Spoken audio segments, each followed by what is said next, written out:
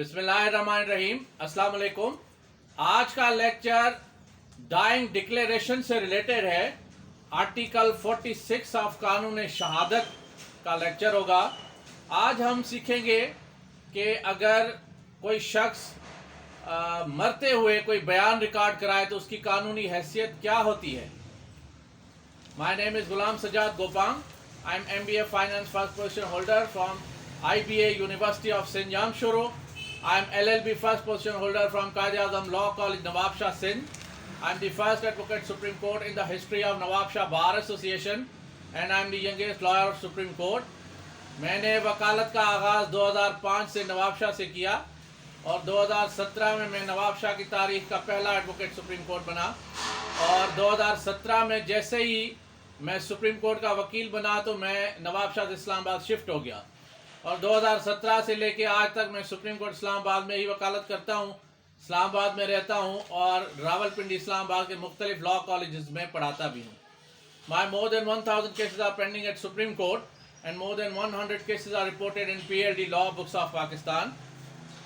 My most famous cases are of Supreme Court are 5 most famous cases out of 100.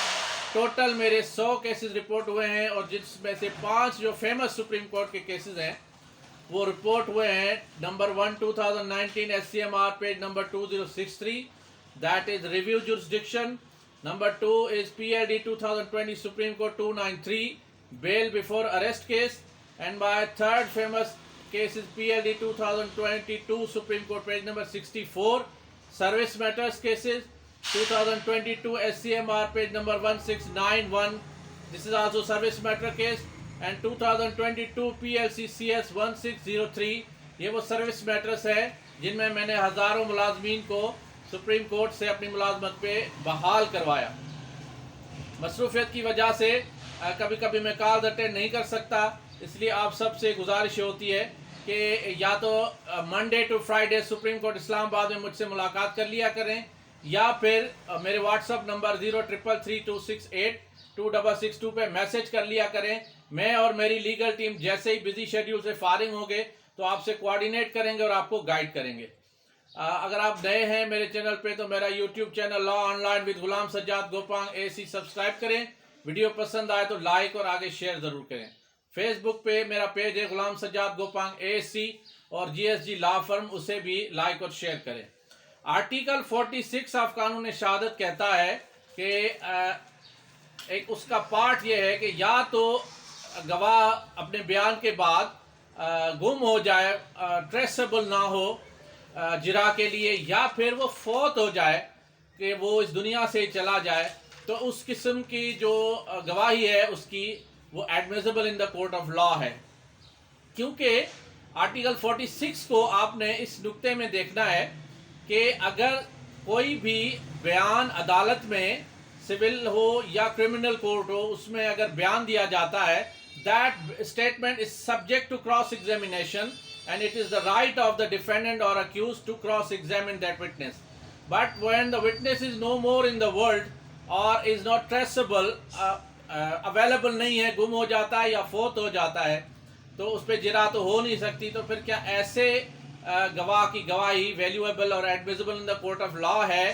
तो article 46 of कानून शहादत ये कहता है कि यस एडमिसिबल है। अब डाइंग डिक्लेरेशन में क्या फ़र्क है और आम स्टेटमेंट में डिक्लेरेशन में क्या फ़र्क है, ये 3 लेक्चर्स इससे पहले भी मेरे यूट्यूब पे अवेलेबल हैं, आप देख सकते हैं इसी चैनल पे। आज स्पेसिफिकली डाइंग डिक्लेरेशन पे है। डाइंग ये ज़हन में आपने रखना है। Declaration of a person at the time of death नहीं, declaration of a person before his death नहीं, डाइंग डिक्लेरेशन यानी जब वो बयान दे रहा हो शख्स, तो वो यानी चंद लम्हों बाद फौत होने वाला हो और वो in between life and death हो। अब उसका परसेप्शन यूनिवर्सल ये होता है कि a person who is dying and leaving the world and going to meet his God will never लाई। इसमें परसेप्शन इस्लामिक जुरिस्प्रूडेंस में भी और दुनिया की जितने भी मज़ाहिब हैं وہ ان کی ریلیجیس جو اسپیکٹ ہے وہ بھی اس چیز پہ متفق ہے کہ a dying person cannot lie. That's why dying declaration is admissible in the court of law. اس میں ایک لیٹسٹ ججمنٹ آپ نے ذہن میں رکھنی ہے، jail petition 210/2018 Abdul Khaliq versus state supreme court of Pakistan کا یہ کیس ہے جو 4 ستمبر 2020 کو فیصلہ سنایا ہے سپریم کورٹ نے. جسٹس قاضی محمد امین اور ان کے ساتھ ایک اور جج تھے بندوخیل صاحب، جمال بندوخیل صاحب، ان کے 2 ممبر بینچ نے یہ فیصلہ دیا.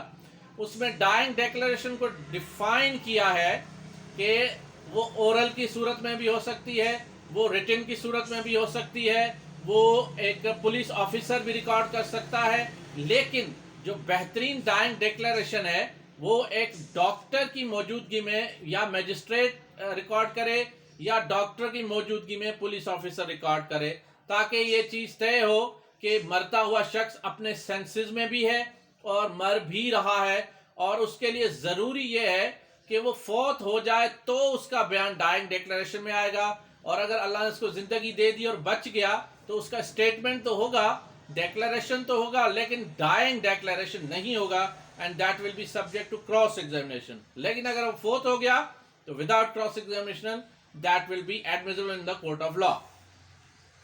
اس کے بعد 2011 SCMR پیج نمبر 646 اور پیج نمبر 725 میں سپریم کورٹ کہتی ہے dying declaration is a weak type of evidence. Dying declaration ایک کمزور ایویڈنس تو ہے، لیکن اس کو اگر کاربوریشن اچھی مل جائے، اس کے ساتھ چین آف ایویڈنس مل جائے، اس کو سپورٹ میں کوئی چیز مل جائے، تو پھر dying declaration is sufficient for conviction. Dying declaration is weak type of evidence, but its sole can also be the basis of conviction. Conviction can be based on this evidence. However, dying declaration needs corroboration with the other evidence. اب آ جاتے ہیں PLD 2012 Peshawar high court کی ایک judgment ہے، اور 2012 Pakistan PLD 2012 Peshawar page number 1 اور 2012 Pakistan criminal general 588 Peshawar high court کی ہے، جس میں ڈیفائن کیا گیا ہے کہ how to determine the evidentiary value of dying declaration. یعنی اگر کوئی شخص مرتے ہوئے بیان دیتا ہے تو اس کی کیا ایویڈینشری ویلیو ہے، اس کو ڈیفائن کیا گیا ہے، پرنسپل سیٹ کیے گئے ہیں. اب PLD 2006 سپریم کورٹ 255 میں سپریم کورٹ یہ کہتی ہے کہ sanctity is attached to the dying declaration because it is a universal principle that a dying person is not expected to tell lie.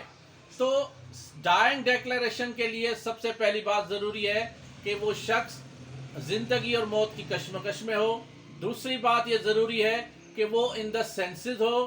تیسری بات یہ ضروری ہے کہ وہ اس بیان کے بعد فوت ہو جائے. چوتھی بات یہ ضروری ہے کہ یا تو پولیس افسر کے سامنے یہ بیان ہو. پانچویں بات یہ ضروری ہے کہ بہتر اس سے یہ ہے کہ میجسٹریٹ یہ بیان ریکارڈ کرے اور ڈاکٹر وہاں موجود ہو. اور اگر دونوں میں سے کوئی بھی نہ ہو، صرف ڈاکٹر موجود ہو، then again that oral or written evidence is admissible in the court of law. اور 2011 سپریم کورٹ پیج نمبر 646 اور 725 یہ کہتی ہے، اور JP 2010-2018 میں عبد الخالق کے کیس میں سپریم کورٹ نے یہ فرمایا ہے کہ that evidence is admissible in the court of law and enough for conviction. Thank you very much.